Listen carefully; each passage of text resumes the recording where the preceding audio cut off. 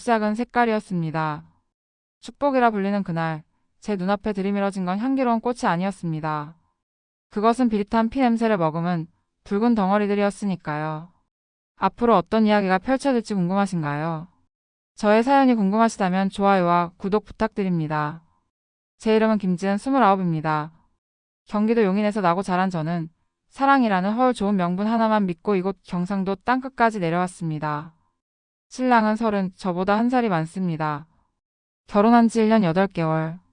남들은 신혼의 단꿈에 젖어 있을 시간이라지만 저에게 이곳은 철저한 고립의 섬이었습니다. 저는 원래 예민한 사람이었습니다. 인정합니다. 남들보다 소리에 민감하고 타인의 무례함에 살점이 베이는 듯한 고통을 느끼는 성격입니다. 그런 제가 아는 사람 하나 없는 낯선 타지에서 뱃속에 아이를 품고 10달을 버텼습니다. 매일 밤 울컥거리는 감정을 삼키며 견딘 시간이었습니다. 친정엄마는 저 멀리 용인에 계시고 가까이 사는 시어머니는 아무리 잘해주셔도 타인이었습니다. 불편한 호의 어색한 친절. 그 숨막히는 공기 속에서 저는 점점 더 날카로운 칼날이 되어가고 있었습니다. 지난달이었습니다. 새벽 이슬이 채 마르기도 전에 아침 7시. 제 몸을 반으로 가르는 듯한 산고 끝에 딸을 낳았습니다. 온몸의 뼈마디가 벌어지고 하반신은 감각이 없을 정도로 너덜너덜해진 상태였습니다. 의사 선생님의 축하 말도 갓 태어난 아기의 울음소리도 귀에 들어오지 않았습니다. 그저 쉬고 싶었습니다. 세상 모든 소리를 끄고 캄캄한 어둠 속에서 저 혼자 웅크려 있고 싶었습니다.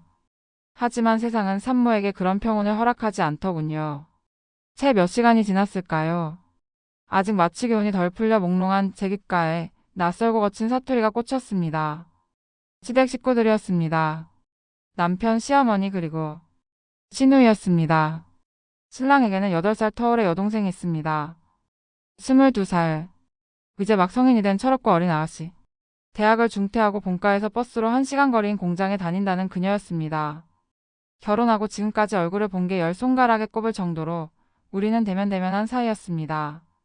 친하지도 그렇다고 사이가 나쁘지도 않은 딱 그 정도의 거리. 하지만 그날 그 거리는 처참하게 무너졌습니다. 아가씨는 야간 근무를 마치고 바로 달려왔다고 했습니다. 화장기 없는 푸석한 얼굴, 어딘가 꼬질꼬질한 옷차림. 1인실도 아닌 인시병식. 좁아터진 공간에 성인 셋이 들이닥치니 공기가 순식간에 탁해졌습니다. 시어머니와 남편, 그리고 아가씨가 뿜어내는 열기와 소음이 갓 출산한 저를 짓눌렀습니다. 머리가 지끈거렸습니다. 제발 좀 나가줬으면, 제발 조용히 좀 해줬으면. 속으로 수천 번을 외쳤지만 입 밖으로는 단 한마디도 나오지 않았습니다. 그저 억지 미소를 지으며 침대 시트만 꽉 움켜쥘 뿐이었죠. 그때였습니다. 아가씨가 제 앞으로 쑥 내민 것이 있었습니다. 거대한 꽃다발이었습니다. 보통 출산한 산모에게는 은은한 색의 꽃이나 작은 화분을 선물하지 않나요? 그런데 제 눈앞에 있는 건 검붉은색에 가까운 새빨간 장미였습니다. 수십 송이의 장미가 저를 노려보고 있는 것 같았습니다. 순간 속에서 뜨거운 것이 울컥 치밀어 올랐습니다. 역겨웠습니다. 정말 토할 것처럼 속이 메스꺼웠습니다. 방금 전까지 분만실에서 쏟아냈던 그 많은 피. 침대 시트를 적시고 제 허벅지를 타고 흐르던 그 붉고 끈적한 액체들이 떠올랐습니다. 안 그래도 하혈이 심해온 신경이 곤두서 있는데 눈앞에 또다시 붉은색이라니요. 아가씨의 눈에는 저게 축하의 선물로 보였을까요? 제 눈에는 저주처럼 보였습니다. 피를 보고 나온 사람에게 또 피를 들이미는 잔인한 장난 같았습니다. 언니 이거 받아요. 이쁘죠? 해맑게 웃는 그 얼굴이 소름 끼쳤습니다. 아기가 없다는 걸 압니다. 그저 어리고 생각이 짧고 센스가 없는 거겠죠. 하지만 그 무지함이 때로는 사람을 가장 비참하게 만듭니다. 저는 떨리는 손으로 꽃다발을 받아들었습니다. 장미 향기가 진동했지만 제 코끝에는 자꾸만 비릿한 쇠 냄새가 맴돌았습니다.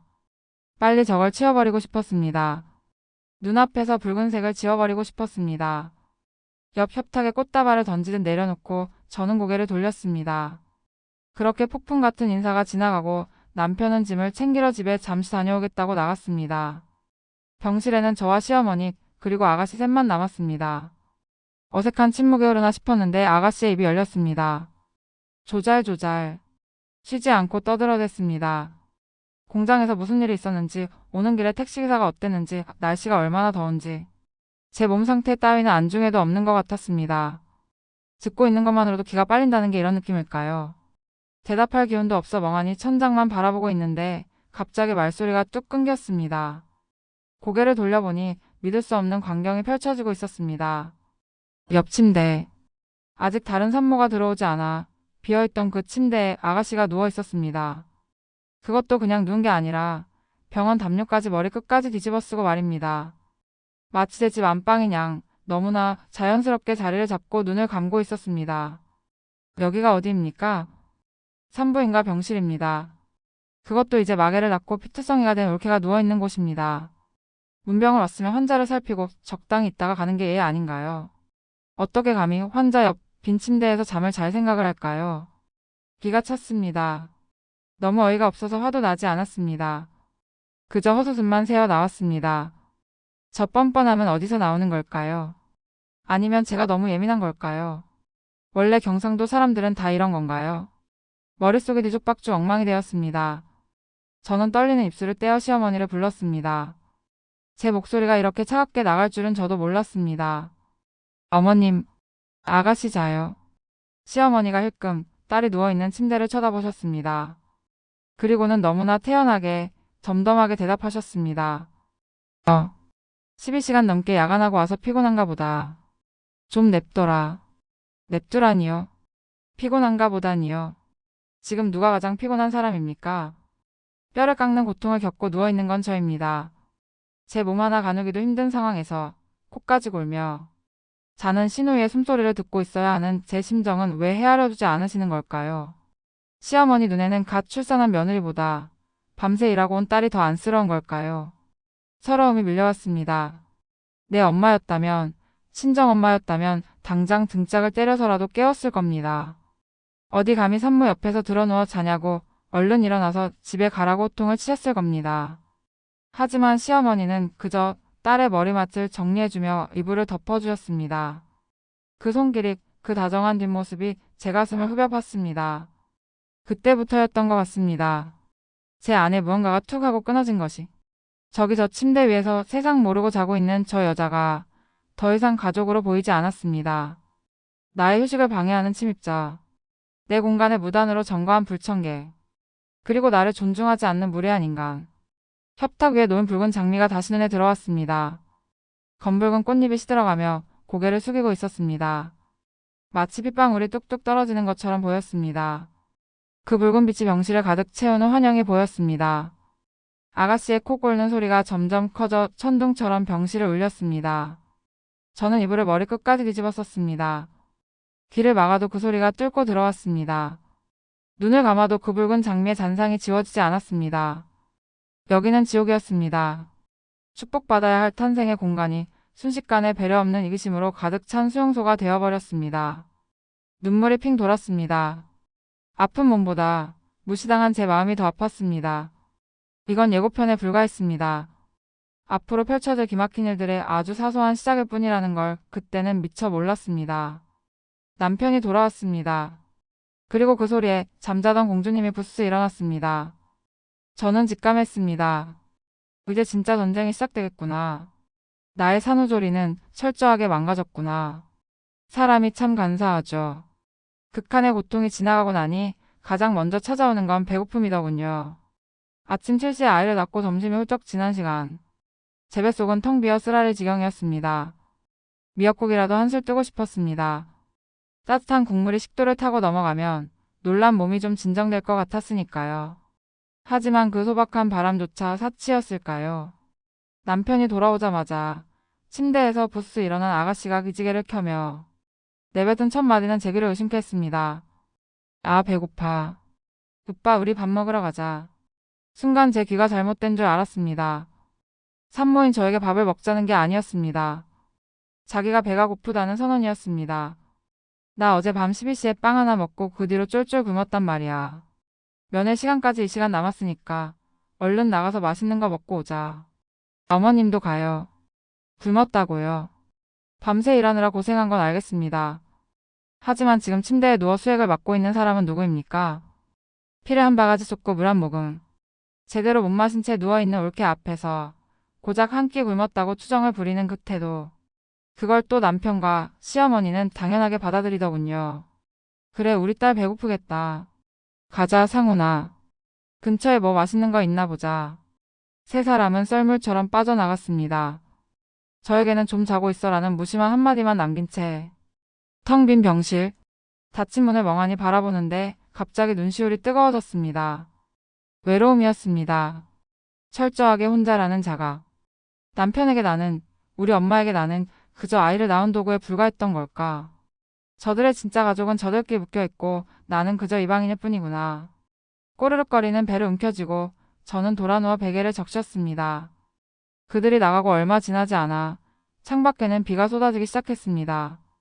하늘도 제 마음을 아는지 억수같이 퍼붓더군요. 그리고 제 몸에서도 비가 내리기 시작했습니다. 오로였습니다. 출산해보신 분들은 아실 겁니다. 단순한 생리가 아닙니다. 자궁 안에 고여있던 분비물과 혈액이 덩어리째 쏟아져 나오는 그 끔찍한 감각. 울컥하고 뜨거운 무언가가 밑으로 쏟아질 때마다 심장이 덜컥 내려앉았습니다. 병원에서 준 기본 패드로는 감당이 되지 않았습니다.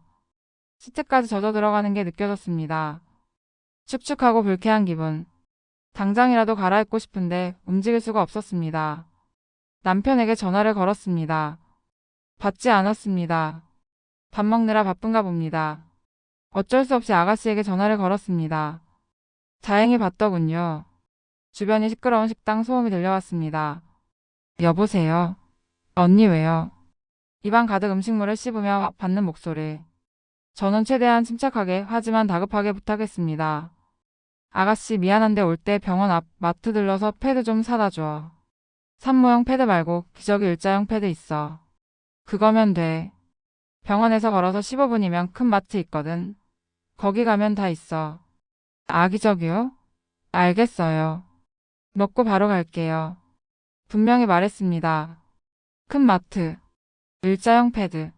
어려운 부탁이 아니었습니다. 그리고 기다렸습니다. 10분, 20분, 30분. 식당에서 병원까지 차로 5분 거리입니다. 마트를 들렀다 와도 30분이면 충분할 시간이었습니다. 하지만 시계 바늘이 한 바퀴를 다 돌도록 그들은 오지 않았습니다. 밑에서는 계속 피가 흐르는데 저는 꼼짝도 못하고 침대에 갇혀있을 시간을 버텼습니다. 피 냄새가 진동하는 것 같아 현기증이 날 지경이었습니다. 정확히 1시간 10분 만이었습니다. 병실 문이 열리고 아가씨가 들어왔습니다. 그런데 그 모습이 참 가관이더군요. 밖에는 비가 많이 온다고 했습니다. 우산이 없었는지 옷은 반쯤 젖어 있었는데 그 와중에 한 손에는 아이스크림을 들고 있었습니다. 쭈쭈바 같은 거 있죠. 그걸 입에 물고 쪽쪽 빨면서 들어오는 겁니다. 그 여유로움. 기다리는 사람 속은 타들어가는데 디저트까지 챙겨 먹는 그 태평함에 말문이 막혔습니다. 비 엄청 오네. 언니 여기요. 아가씨가 검은 비닐봉지를 툭 던져주고는 젖은 머리를 털며 소파에 앉았습니다. 저는 급한 마음에 봉투를 열었습니다. 그리고는 제 눈을 의심했습니다. 딥핸드 특대형. 성인용 기저귀였습니다. 그것도 팬티형 특대 사이즈. 저는 키 158에 몸무게 40kg 후반대의 체구가 아주 작은 편입니다. 임신해서 살이 쪘다 해도 특대형이라니요. 이걸 입으면 허리춤까지 올라와 헐렁거리게 뻔했습니다. 분명히 일자형 패드라고 말했습니다. 생리대처럼 대기만 하면 되는 거요. 그런데 거동 불편한 어르신들이 입는 팬티형 기저귀를 사오다니요. 아가씨, 이거 뭐야? 내가 일자형 패드라고 했잖아. 그리고 이건 너무 크잖아. 제 목소리가 가늘게 떨렸습니다. 그러자 아가씨는 아이스크림 막대를 입에서 빼며 대수롭지 않게 말했습니다. 아, 마트에 갔는데 점원도 없고 어디 있는지 모르겠더라고요. 그래서 그냥 나왔어요. 약국 갔더니 약사가 이거 주던데요. 산모들이 이거 많이 쓴다던데. 그냥 써요. 마트에 점원이 없으면 찾아보면 될 일입니다. 모르면 전화를 해서 물어보면 될 일입니다. 그 큰 마트에 생리대 코너가 없을 리가 없지 않습니까? 귀찮았던 겁니다. 찾기 싫었던 겁니다. 그래서 굳이 더 먼 약국까지 걸어가서 제일 비싼 그리고 저에게 맞지도 않는 저걸 사온 겁니다. 심지어 약국은 산부인가 바로 옆 건물 1층에도 있었습니다. 그런데 1시간이나 걸렸다. 도대체 어디를 쏘다니 온 걸까요? 저는 화를 낼 기운도 없어 그 굴욕적인 특대형 기저귀를 받아들었습니다. 화장실에 가서 억지로 깨어 입는데 눈물이 뚝뚝 떨어졌습니다. 헐렁한 기저귀 사이로 피가 셀까봐 걱정해야 하는 처지라니. 내 몸에 맞지 않는 옷을 입고 뒤뚱거리며 걸어 나오는 거울 속 제 모습이 너무나 비참했습니다. 동물원의 원숭이도 병실의 환자도 최소한의 존엄은 지켜주지 않나요? 저에게는 그 존엄조차 허락되지 않는 것 같았습니다. 그렇게 폭풍 같은 시간이 지나고 드디어 면회 시간이 되었습니다. 신생아실 유리창 너머로 우리 딸을 처음 만나는 순간 저는 방금 전에 굴욕을 잊으려 했었습니다. 유리창 너머 꼬물거리는 그 작은 생명체를 보니 마음이 사르르 녹는 것 같았습니다. 너무 작고 너무 소중해서 숨 쉬는 것조차 조심스러웠습니다. 우와, 진짜 작다. 언니 얘 눈 뜬 거 봐요. 아가씨도 옆에 붙어 유리를 두드렸습니다. 여기까지는 좋았습니다. 고모로서 조카가 예쁜 건 당연하니까요. 그런데 아가씨의 시선이 자꾸만 옆으로 돌아갔습니다. 우리 아이 옆에 누워있는 다른 아기.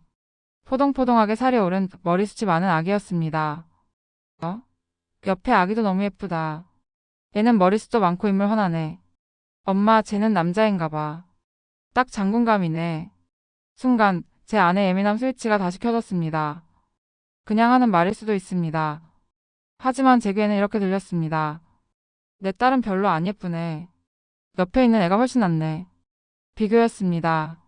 이제 막 태어난 핏덩이 같은 내 새끼를 두고 남의 집 아이와 비교를 하는 겁니다. 그것도 굳이 남자애를 언급하면서요. 딸을 낳은 저에게 아들이 아니라 아쉽다는 무언의 압박처럼 느껴졌다면 제가 과대망상일까요? 지은아, 우리 애가 제일 이쁘다. 그치? 남편이 눈치 없이 끼어들었지만 이미 상한 기분은 돌아오지 않았습니다. 유리창에 비친 아가씨의 얼굴을 봤습니다. 해맑았습니다. 아기라곤 찾아볼 수 없는 저 순진무구한 표정. 그게 저를 더 미치게 만들었습니다. 차라리 못된 시누이라면 대놓고 싸우기라도 할 텐데. 본인이 무슨 말을 하는지도 모르고 내뱉는 저 무지함은 도대체 어떻게 대처해야 한단 말입니까? 기저귀는 축축하고 속은 메스껍고 머리는 지끈거리는데 옆에서는 옆집 애가 더 잘생겼네. 따위의 소리를 짓거리는 시누이. 저는 그곳을 도망치듯 빠져나오고 싶었습니다. 하지만 다리는 후들거리고 갈 곳은 좁은 병실 뿐이었습니다. 그날 밤 저는 잠을 이루지 못했습니다. 특대형 기저귀에 까슬거리는 감촉이 밤새 저를 괴롭혔습니다. 그리고 생각했습니다. 이건 시작이다. 저 여자가 내 인생에 끼어든 이상 나는 더 이상 고요하게 살 수 없겠구나. 제 예감은 불행히도 틀리지 않았습니다. 다음 날 더 충격적인 사건이 저를 기다리고 있었으니까요. 산모에게 가장 필요한 건 안정이었습니다. 하지만 제 병실은 돛대기상이나 다름없었습니다. 폭풍 같은 점심시간이 지나고 잠시의 정적이 찾아오나 싶었습니다. 병실 TV에는 신생아실에 있는 아기를 실시간으로 보여주는 베베캠 서비스가 연결되어 있었습니다. 하루에 딱 2번 10분씩만 허락된 귀한 시간이었습니다. 화면 가득 곤히 잠든 우리 딸의 얼굴이 비쳤습니다. 천사가 따로 없었습니다. 그 평화로운 모습을 제 핸드폰으로 담고 싶었습니다. 숨소리조차 들어가지 않게 조심조심 동영상 촬영 버튼을 눌렀습니다. 화면 속 아이의 속눈썹이 파르르 떨리는 찰나의 순간을 기록하고 싶었습니다. 그때였습니다. 평화는 산산조각 났습니다. 옆에 앉아있던 아가씨였습니다. 갑자기 TV 화면을 가리키며 소리를 질러댔습니다. 우와, 대박. 언니 얘 하품해요. 으악, 귀여워 미치겠다. 야노시오라고 아십니까? 예전 육아 예능에 나왔던 리액션이 크기로 유명한 그분 말입니다. 아가씨는 마치 그분을 흉내내듯 과장된 몸짓과 데시벨로 병실을 울렸습니다. 제가 지금 동영상을 찍고 있다는 걸 뻔히 알면서도 말이죠. 제 핸드폰 속에는 딸아이의 평온한 모습 대신 아가씨의 괴성만이 녹음되고 있었습니다. 쉿, 아가씨 나 지금 동영상 찍잖아. 조용히 좀 해줘. 참다 못해 제가 날카롭게 쏘아붙였습니다. 그제야 아가씨는 입을 다물더군요. 하지만 그 침묵은 3분을 채가지 못했습니다. TV 화면이 꺼지자마자 아가씨가 눈을 동그랗게 뜨고 제게 물었습니다. 와, 진짜 신기하다. 언니 봤어요? 손가락도 다 있고 머리카락도 있고. 완전 사람이네? 완전 사람이라니요. 그게 무슨 말입니까? 그럼 제 뱃속에서 나온 게 사람이지 뭐란 말입니까? 10달 동안 제가 품은 게 외계인이라도 된다는 소리인가요? 물론 압니다. 신생아가 너무 작고 신기해서 그 생명력이 경이로워서 한 표현이라는 걸. 하지만 사람이네라는 말에는 묘하게 거슬리는 가시가 박혀 있었습니다. 마치 사람 구실 못할 줄 알았는데 다행히 사람이네. 라고 확인 사살을 하는 느낌이랄까요. 내 딸을 온전한 인격체로 보는 게 아니라 그저 신기한 생물 도감 보듯이 관찰하는 그 시선. 그 가벼움이 저를 견딜 수 없게 만들었습니다. 당연히 사람이지. 그럼 뭐 원숭이라도 나올 줄 알았어? 제가 퉁명스럽게 대꾸하자 아가씨는 또다시 에이 농담이죠 하며 까르르 웃어넘겼습니다. 그 웃음소리가 제 머릿속을 윙윙거리며 맴돌았습니다. 저 해맑음이 제가 될 수 있다는 걸 저 여자는 죽었다 깨어나도 모를 겁니다. 설상가상이라 했던가요. 아가씨라는 태풍이 지나가기도 전에 또 다른 거대한 해일이 들이닥쳤습니다. 시아버님이셨습니다. 일을 하시다가 소식을 듣고 급하게 오셨다고 했습니다. 아버님은 평생을 땅과 함께 사신 농부십니다. 존경합니다. 그 땀의 가치를 모르는 바 아닙니다. 하지만 여기는 병원입니다. 면역력이 바닥난 산모와 곧 태어난 아기를 안아야 할 아빠가 있는 무균의 공간입니다. 문이 열리는 순간 병실 공기가 바뀌었습니다. 소독약 냄새 대신 퀴퀴한 흙냄새와 땀 냄새가 훅 끼쳐왔습니다. 아버님의 행색은 차마 눈 뜨고 보기 힘들 정도였습니다. 밭에서 금방 구르다 오신 듯 체크무늬 난방에는 누런 황토가 덕지덕지 묻어 있었고 바지 밑단은 진흙투성이었습니다. 얼굴은 땀과 먼지가 뒤엉켜 꼬질꼬질했고 손톱 밑에는 까만 흙대가 끼어 있었습니다. 아이고, 우리 며느리 옥봤다. 애는 어딨노? 아버님은 그 흙 묻은 손으로 제 손을 덥석 잡으셨습니다. 순간 제 온몸에 털이 곤두섰습니다. 세균, 바이러스, 파상풍, 온갖 단어들이 머릿속을 스쳐 지나갔습니다. 저 손으로 나를 만지고 나중에 신생아실 가서 유리창을 만지고 혹여나 면회라도 하게 되면 상상만으로도 끔찍해서 비명을 지를 뻔했습니다. 옆에 있던 신랑도 민망했는지 한마디 거들더군요. 아버지 그래도 좀 씻고 오시. 옷이 이게 뭡니까? 병원인데. 그러자 아버님은 호탕하게 웃으시며 손을 휘저으셨습니다. 껄껄껄. 야가 뭐라카노. 손녀 보고 싶어서 일하다 말고 바로 튀어왔지. 씻을 시간이 어딨노. 괜찮다 괜찮다. 괜찮다니요. 누가 괜찮다는 겁니까? 산모인 제가 안 괜찮습니다. 제 딸이 안 괜찮을 겁니다. 본인의 더러움을 손녀 사랑이라는 이름으로 포장하지 마십시오. 그건 사랑이 아니라 민폐입니다. 저는 잡힌 손을 슬그머니 뺐습니다. 이불 밑으로 손을 숨기고 알코올 솜으로 박박 문지르고 싶은 충동을 억눌러야 했습니다. 시어머니, 시누이 그리고 시아버지까지. 이 집안 사람들에게는 위생이나 에티켓이라는 개념이 존재하지 않는 걸까요? 저는 그 흙먼지 날리는 병실 구석에서 마스크를 2개나 겹쳐 쓰고 싶은 심정으로 숨을 죽였습니다. 한바탕 소동이 끝나고 드디어 그들이 떠날 시간이 되었습니다. 해가 뉘엿뉘엿지고 병실에도 어둠이 깔리기 시작했습니다. 시부모님과 아가씨 그리고 남편까지 배웅을 하러 나갔습니다. 드디어 혼자다. 이제야 좀 쉴 수 있겠구나. 안도의 한숨을 내쉬려는 찰나 다시 문이 열렸습니다. 아가씨였습니다. 마치 공포영화의 한 장면처럼 나간 줄 알았던 귀신이 다시 돌아온 기분이었습니다. 아가씨는 쭈뼛거리며 제 침대 마트로 다가왔습니다. 그리고는 품에서 꼬깃꼬깃한 흰 봉투 하나를 꺼내 제 이불 위에 올려놓았습니다. 언니, 이게 뭐야? 원래는 애교씨라도 예쁜 거 사오려고 했는데요. 제가 고를 줄도 모르고 또 살 시간도 없어서요. 여기까지는 그럴 수 있습니다. 돈으로 주는 게 오히려 실용적일 때도 있으니까요. 하지만 그 뒤에 이어진 말이 문제였습니다. 그리고 요즘 회사가 계속 월급이 밀려서 많이는 못 넣었어요. 미안해요. 월급이 밀려서 많이 못 넣었다. 그 말을 굳이 산모 앞에서 해야 했을까요? 봉투를 건네는 손이 부끄러워 보였습니다. 봉투를 열어보니 5만원권 4장, 20만원이 들어있었습니다. 적은 돈은 아닙니다. 사회초년생, 그것도 공장 다니는 아가씨 사정에 큰 돈일 수 있습니다. 하지만 월급이 밀렸다는 그 구차한 변명이 이 돈의 가치를 떨어뜨리고 있었습니다. 축하의 의미가 아니라 마치 본인의 신세 한탄을 얹어서 주는 동정처럼 느껴졌습니다. 그래. 고맙다. 잘 쓸게. 저는 영혼 없는 목소리로 대답했습니다. 아가씨가 나가고 덩그러니 남겨진 흰 봉투를 바라보았습니다. 20만원. 그리고 흙 묻은 아버님의 옷자락. 사람이네라고 외치던 아가씨의 목소리. 특대형 기저귀와 핏빛 장미. 이 모든 것이 뒤엉켜 제 머릿속을 어지럽혔습니다. 이 돈을 쓰면 저들의 그 무례함과 무지함을 다 용서해야 하는 걸까요? 찝찝했습니다. 마치 뇌물을 받은 것처럼 기분이 더럽고 무거웠습니다. 그래도 어쩌겠습니까? 일단 받은 거니 병원비에 보태 썼습니다.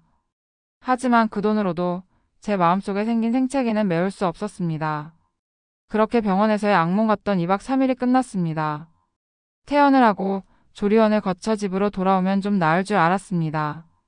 내 구역, 내 집으로 가면 저들과의 거리도 멀어질 거라 믿었습니다. 하지만 그건 제 착각이었습니다. 진짜 지옥은 병원이 아니라 집에서 기다리고 있었습니다. 그녀가 또다시 오고 있었으니까요. 집은 저의 마지막 요새였습니다. 병원에서의 그 끔찍한 기억을 뒤로하고 저는 산후조리원을 거쳐 드디어 집으로 돌아왔습니다. 남편과 저 그리고 우리 아이. 셋만의 완벽한 성체. 이곳에서만큼은 누구의 방해도 받지 않고 외부의 세균으로부터 안전하게 아이를 지킬 수 있으리라 믿었습니다. 현관문 도어락을 이중으로 잠그고 커튼을 치고 세상과 단절된 채 우리만의 시간을 쌓아가고 있었습니다. 하지만 그 평화는 그리 오래가지 못했습니다. 저번 주 토요일이었습니다. 남편의 핸드폰이 울렸습니다. 그리고 남편이 무심하게 던진 한마디가 제 평온한 오후를 박살냈습니다. 민지 온대. 1시간 뒤에 도착한단다. 상의도 없었습니다. 양해도 없었습니다. 그저 통보였습니다. 생후 한 달 된 신생아가 있는 집에 친구 만나러 가는 길에 잠깐 들르겠다는 신호이. 오지 말라고 싫다고 소리치고 싶었습니다. 하지만 남편은 이미 와라 하고 전화를 끊어버린 뒤였습니다. 제 의사는 그 집안 사람들에게 중요하지 않았으니까요. 1시간 뒤 초인종 소리와 함께 그녀가 들이닥쳤습니다. 현관문이 열리자마자 훅 끼쳐 들어온 건 싸구려 햄버거 냄새였습니다. 모유 수유 중이라 음식 하나도 가려 먹는 산모 앞에 기름. 쩐 내가 진동하는 햄버거 세트를 들고 나타난 신우이. 해맑게 웃으며 오빠랑 언니 먹으라고 사왔어요 하는데 그 웃음 뒤로 보이는 무신경함에 치가 떨렸습니다. 손은 씻었을까요? 밖에서 온갖 먼지를 뒤집어 쓰고 왔을 텐데 옷은 갈아입을 생각도 안 하더군요. 그저 소파에 털썩 앉아 감자튀김을 집어 먹으며 입을 열었습니다. 아, 배고프다. 언니 애기는요? 자요? 남편이 방에서 자고 있던 아이를 안고 나왔습니다. 안 됩니다. 보여주기 싫습니다. 저 오염된 공간에 내 순결한 아이를 내놓기 싫습니다. 하지만 남편은 제 마음도 모르고 신우이 품에 덥석 아이를 안겨주더군요. 아직 목도 못 가누는 핏덩이를 햄버거 먹던 손으로 받아드는 신우이. 불안해서 심장이 터질 것 같았습니다. 떨어뜨리면 어쩌지? 목이라도 꺾이면 어쩌지? 제가 안절부절 못하며 옆을 지키고 서 있는데 신우이가 아이 얼굴을 들여다보며 말했습니다. 근데 오빠이 아직 목 가누는 거. 지가 알아서 못하지? 순간 시간이 멈춘 것 같았습니다. 제 귀에 꽂힌 단어는 딱 하나였습니다. 지가 알아서 못하지? 자기도 아니고 스스로도 아니고. 지가? 어른들이 아랫사람을 하대할 때 혹은 물건을 지칭할 때나 쓰는 그 천박한 단어. 어떻게 감히 고모라는 사람이 조카한테 지가라는 말을 씁니까? 제 딸이 물건입니까? 아니면 지나가는 강아지입니까? 남편이 옆에서 당연히 못하지 하고 받아넘겼지만 저는 그럴 수 없었습니다. 머릿속에서 그 단어가 메아리처럼 울렸습니다. 지가. 마치 내 아이를 인격체가 아닌 귀찮은 짐작 취급하는 것 같았습니다. 그때였습니다. 잠에서 깬 아이가 본능적으로 입을 오물거리다 신우이의 블라우스 자락을 빨기 시작했습니다. 배가 고파서였을 겁니다. 엄마 젖은 줄 알았겠죠. 그 작은 입이 흰 블라우스를 적시는 모습이 저는 너무나 사랑스러웠습니다. 그런데 신우이의 반응은 달랐습니다. 에이, 빨면 안 돼. 지지, 빨지 마. 신우이는 기겁을 하며 아이의 입을 떼어냈습니다. 마치 더러운 오물이라도 묻은 것처럼 인상을 찌푸리며 블라우스를 털어냈습니다. 내 아이의 침입니다. 내 눈에는 성수보다 깨끗한 내 새끼 흔적입니다. 그런데 그게 저 여자에게는 닿으면 안 되는 더러운 것이었나 봅니다. 순간 피가 거꾸로 솟는 기분이었습니다. 이리 줘. 옷 벗어. 빨아줄게. 제 목소리는 이미 차갑게 식어 있었습니다. 당장이라도 그 블라우스를 찢어버리고 싶은 충동을 억누르며 말했습니다. 그러자 신우이는 또 아무렇지 않게 웃더군요. 아니에요. 괜찮아요. 흰 옷이라 티도 안 나는데요. 뭐. 티가 안 나니까 괜찮다. 그럼 티가 났으면 화를 냈겠다는 겁니까? 괜찮다는 말조차 기분 나빴습니다. 내 아이가 당신 옷을 더럽힌 가해자가 된 것 같아서. 내 아이의 본능이 거부당한 것 같아서. 참을 수 없는 모멸감이 밀려왔습니다. 그 뒤로 이어진 건 고문이었습니다. 신우이는 핸드폰을 꺼내 아이를 찍어대기 시작했습니다. 플래시가 터질까봐 조마조마했습니다. 아이의 눈 건강 따위는 안중에도 없었습니다. 이리 돌려보고 저리 돌려보고 마치 동물원의 원숭이를 구경하듯 신기한 장난감을 다루듯 셔터를 눌러댔습니다. 그러더니 급기야 저에게 핸드폰을 내밀더군요. 언니 나 애기 안고 있는 거 좀 찍어줘요. 카톡 푸사하게. 카톡 프로필 사진. 남들에게 보여주기 위한 전시용 사진. 내 아이는 저 여자의 다정해 보이는 고모 코스프레를 위한 소품이 아니었습니다. 내 아이 얼굴이 내가 모르는 수많은 타인의 핸드폰 속에 떠돌아다닌다고 생각하니 끔찍했습니다. 일면식도 없는 신우이의 공장 동료들, 친구들, 그들이 내 딸 사진을 보며 왈가왈부할 걸 생각하니 속이 뒤집혔습니다. 저는 웃으면서 하지만 뼈가 있는 말을 던졌습니다. 안 돼. 남들이 보면 네가 사고쳐서 애 낳은 줄 알겠다. 비아냥이었습니다. 최대한 기분 나쁘라고 한 소리였습니다. 그런데 신우이는 그 말투도 못 알아듣고 에이 무슨 소리예요 하며 넘기더군요. 벽하고 대화하는 기분이었습니다. 말귀를 못 알아듣는 건지 아니면 알면서도 무시하는 건지. 저 해맑은 무지함이 저를 질식시킬 것 같았습니다. 어휴 우동통하게 살으른 거 봐. 이번엔 또 반말이었습니다. 혼잣말인 척 툭 던지는 반말. 요자를 붙이는 게 그렇게 힘든가요? 아무리 아이라지만 듣는 엄마가 옆에 있는데 꼬박꼬박 반말을 섞어 쓰는 그 버릇. 경상도 사람들은 원래 그렇다고요? 아니요. 그건 지역의 문제가 아니라 가정교육의 문제입니다. 얘의 문제입니다. 하지만 남편은 옆에서 허허거리고만 있었습니다. 내 편은 아무도 없었습니다. 남편이 잠시 아익저기를 가지러 방으로 들어갔습니다. 거실에는 저와 신우이 둘만 남았습니다. 정막이 흘렀습니다. 신우이가 저를 빤히 쳐다봤습니다. 그 시선이 느껴져 고개를 돌리니 그녀가 묘한 미소를 띠며 입을 열었습니다. 언니, 애 낳을 때 많이 아팠죠? 질문이 묘했습니다. 걱정하는 어조가 아니었습니다. 마치 궁금해 죽겠다는 호기심? 아니 어쩌면 타인의 고통을 확인하고 싶어하는 은밀한 관음증처럼 느껴졌습니다. 별로 친하지도 않은 사이. 평소에 연락 한 통 없던 신우이가 대뜸 출산의 고통을 묻는 저희가 뭘까요? 제 찢어진 회음부, 너덜너덜해진 골반, 쏟아낸 피. 그 처참한 과정을 낱낱이 듣고 싶다는 걸까요? 순간 그녀의 얼굴이 악마처럼 보였습니다. 내 고통을 안주 삼아 씹으려는 것처럼 보였습니다. 저는 최대한 건조하게 단답으로 끊어내려 했습니다. 하지만 그녀는 집요하게 계속 물어봤습니다. 얼마나 아파요? 진짜 하늘이 노래져요. 참다 못한 제가 쏘아붙였습니다. 몰라. 너가 나중에 애 낳아보면 알잖아. 싸늘한 제 대답에 그제야 신우이는 무안했는지 입을 다물었습니다. 잠시 후 그녀는 벌떡 일어나 부엌으로 갔습니다. 어머님이 시켰다며 된장찌개를 끓이기 시작했습니다. 보글보글 끓는 소리 구수한 냄새. 평소라면 좋았을 그 냄새가 그날따라 구역질이 났습니다. 나를 위한답시고 끓이는 저 찌개조차 나는 이렇게 착한 신우이라는 자기만족을 위한 행위로 보였습니다. 독이 든 성배. 저 여자가 만든 음식은 입에도 대기 싫었습니다. 언니 찌개 다 끓였어요. 오빠랑 먹어요. 저 가볼게요. 신우이는 할 일을 다 했다는 듯 뿌듯한 표정으로 나갔습니다. 현관문이 닫히는 소리를 듣고서야 저는 참았던 숨을 몰아쉬었습니다. 하지만 끝이 아니었습니다.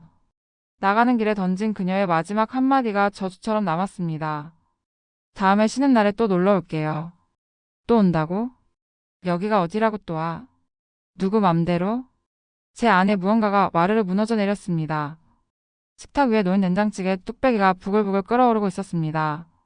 마치 제 속처럼요. 저는 떨리는 손으로 뚝배기를 들어 올렸습니다. 이걸 다 엎어버리고 싶었습니다. 아니, 저 현관문에 대고 소금이라도 뿌리고 싶었습니다. 나는 이제 더 이상 참을 수 없었습니다. 이건 예민함의 문제가 아니었습니다. 생존의 문제였습니다. 내 정신이 내 영혼이 갉아먹히고 있었습니다. 저 해맑은 얼굴의 악마로부터 나를 지켜야만 했습니다. 현관문이 닫히고 그녀가 사라졌지만 냄새는 남았습니다. 집안 가득 퍼진 된장찌개 냄새. 구수해야 할 그 냄새가 그날따라 왜 그리 비릿하게 느껴졌을까요? 마치 그녀가 자신의 영역임을 표시하고 간 짐승의 흔적처럼 느껴졌다면 제가 너무 비약하는 걸까요? 식탁 위에 놓인 뚝배기를 내려다보았습니다. 보글보글 끓던 거품은 사그라들었지만 제 속의 불길은 이제 막 번지기 시작했습니다. 저는 뚝배기를 들고 싱크대로 갔습니다. 망설임은 없었습니다. 그대로 개수대에 쏟아부었습니다. 두부, 호박, 양파 덩어리들이 음식물 거름망 위로 처박혔습니다. 뜨거운 기미가 올라오며 제 얼굴을 덮쳤습니다. 마치 신우의 그 해맑은 웃음이 연기처럼 피어오르는 것 같았습니다. 수돗물을 틀었습니다. 가장 세게 가장 차가운 물로 콸콸 쏟아지는 물줄기가 된장 국물을 씻어내려 하수구 구멍으로 빨려 들어갔습니다. 그제야 숨이 좀 쉬어지는 것 같았습니다. 이 집에서 저 여자의 흔적을 단 한 톨도 남기고 싶지 않았습니다. 뒤늦게 방에서 나온 남편이 물었습니다. 민지가 끓인 찌개 어디 갔어? 냄새 좋던데. 저는 젖은 손을 앞치마에 닦으며 무심하게 대답했습니다. 버렸어. 뭐? 왜? 남편의 눈이 휘둥그레졌습니다. 멀쩡한 음식을, 그것도 동생이 정성껏 끓여주고 간 음식을 버렸다는 사실을 도무지 이해할 수 없다는 표정이었습니다. 그 표정을 보니 억눌러 왔던 댐이 터지고 말았습니다. 오빠 아까 들었지? 아가씨가 얘한테 지가라고 하는 거. 지가 목을 못 가누지? 그게 고모가 할 소리야. 저는 따지듯 물었습니다. 제발 내 편이 되어달라고. 그 말이 얼마나 무례하고 천박했는지 당신 입으로 인정해달라고. 하지만 돌아온 대답은 저를 더 깊은 고립의 늪으로 밀어 넣었습니다. 아, 그거? 민지가 아직 어리잖아. 22살인데 뭘 알겠어. 그리고 경상도 사람들은 원래 편하게 그렇게 말해. 나도 가끔 쓰는데 뭐. 또 그 소리. 어리다. 경상도다. 그게 면죄부입니까? 어리면 무례해도 됩니까? 경상도 사람은 조카를 물건 취급해도 되는 겁니까? 다른 경상도 친구들은 안 그러던데요. 유독 이 집안 사람들만 사투리와 지역, 정서라는 방패 뒤에 숨어 타인에게 상처 주는 화법을 구사합니다. 그래놓고 상대방이 기분 나빠하면 서울 깍쟁이라 예민하네, 사람 정을 모르네 하며 되려 저를 이상한 사람 취급합니다. 여보, 당신이 요즘 애 낳고 너무 예민해진 거야. 민지가 아기가 있어서 그런 게 아니잖아. 애기 이쁘다고 햄버거도 사오고 용돈도 주고 찌개도 끓여주고 왔는데 고마운 줄을 알아야지. 고마운 줄 알아야 한다고요. 남편의 그 한마디가 제 가슴에 대못을 박았습니다. 저는 그 순간 깨달았습니다. 이 사람은 평생 내 마음을 모를 것이다. 이 사람은 저들과 같은 피가 흐르는 그들의 가족이지 나의 편이 아니구나. 벽을 보고 이야기하는 게 차라리 나았을 겁니다. 남편과의 대화는 저를 철저하게 혼자로 만들 뿐이었습니다. 그날 밤, 모두가 잠든 새벽, 저는 거실 소파에 앉아 칠흑 같은 어둠을 응시하고 있었습니다. 품에는 곤히 잠든 딸아이를 안고서요. 이 작은 생명체가 오늘 그 무례한 손길과 카메라, 플래시 세례를 견뎌냈다는 게 안쓰러웠습니다. 문득 아가씨가 나가면서 했던 말이 귓가에 맴돌았습니다. 다음에 쉬는 날에 또 놀러 올게요. 또 온다. 놀러 온다. 그 말이 공포영화의 예고편처럼 느껴졌습니다. 한 달에 한 번? 아니, 일주일에 한 번? 그녀가 쉴 때마다 이 지옥이 반복될 거라는 생각에 숨이 턱 막혔습니다. 다음에 오면 또 무슨 짓을 할까요? 자고 있는 애를 깨워서 사진을 찍을까요? 아니면 씻지도 않은 손으로 애보를 꼬집으며 오동통하네라고 반말을 찍찍 내뱉을까요? 핸드폰을 들었습니다. 도어락 비밀번호를 바꾸고 싶었습니다. 아예 초인종선을 끊어버리고 싶었습니다. 누군가 제 집에 오는 게, 내 영역을 침범하는 게 이렇게 끔찍하게 싫은 적은 처음이었습니다. 심장이 미친 듯이 뛰었습니다. 이건 단순한 싫음이 아니었습니다. 생존 본능이었습니다. 내 새끼를 내 정신을 지키기 위한 방어기제였습니다. 그런데 문득 거울에 비친 제 모습을 보았습니다. 헝클어진 머리, 늘어난 티셔츠, 캥한 눈, 그리고 도끼의 찬 표정. 순간 섬뜩했습니다. 내가 정말 미친 걸까? 남편 말대로 내가 산후우울증 때문에 별거 아닌 일에 과민 반응하는 걸까? 꽃을 준 것도, 기저귀를 사온 것도, 찌개를 끓인 것도 다 나름의 후였는데 내가 꼬아듣고 있는 걸까? 혼란스러웠습니다. 세상의 기준이 흔들리는 기분이었습니다. 어디까지가 쿨한 신우이고 어디까지가 무개념 신우인지, 어디까지가 예민한 산모이고 어디까지가 정당한 분노인지 누가 선을 그어줬으면 좋겠습니다. 판사가 판결을 내리듯 당신이 옳습니다. 혹은 당신이 틀렸습니다. 라고 말해줬으면 좋겠습니다. 지금 이야기를 듣고 계신 여러분, 저 좀 봐주세요. 제 말이 들리시나요? 빨간 장미를 들이밀고 산모 패드 대신 노인용 기저귀를 사오고 갓난쟁이에게 지가라고 하대하며 원숭이 구경하듯 사진을 찍어대는 그 신우이. 그리고 그걸 어려서 그렇다, 원래 그렇다며 감싸는 시댁 식구들. 반대로 그 모든 행동 하나하나에 의미를 부여하며 치를 떠는 저. 솔직하게 말씀해주세요. 애 낳고 제가 유난스러워진 건가요? 호르몬의 노예가 되어 선량한 신우이를 마녀로 몰아가고 있는 건가요? 아니면 저 신우이가, 그리고 저 시댁이 정상이 아닌 건가요? 다음번에 그녀가 또 온다고 하면 저는 문을 잠가버릴 생각입니다. 없는 척을 하든 아프다고 하든 2번 다시 들이지 않을 겁니다. 그런데 남편은 그런 저를 보고 소름 끼친다, 정이 없다고 하겠죠. 제가 나쁜 년이 되는 걸까요? 댓글로 알려주세요. 욕을 하셔도 좋습니다. 내가 예민하느라고 하셔도 달게 받겠습니다. 하지만 만약, 아주 만약에 제 마음을 이해하신다면 저에게 한마디만 해주세요. 내 잘못이 아니라고. 너는 엄마로서 당연한 분노를 느끼는 거라고. 저는 지금 벼랑 끝에 서 있습니다. 여러분의 한마디가 저를 이 지옥 같은 혼란 속에서 구해줄 유일한 동아줄입니다. 부탁드립니다. 저를 판결해주세요.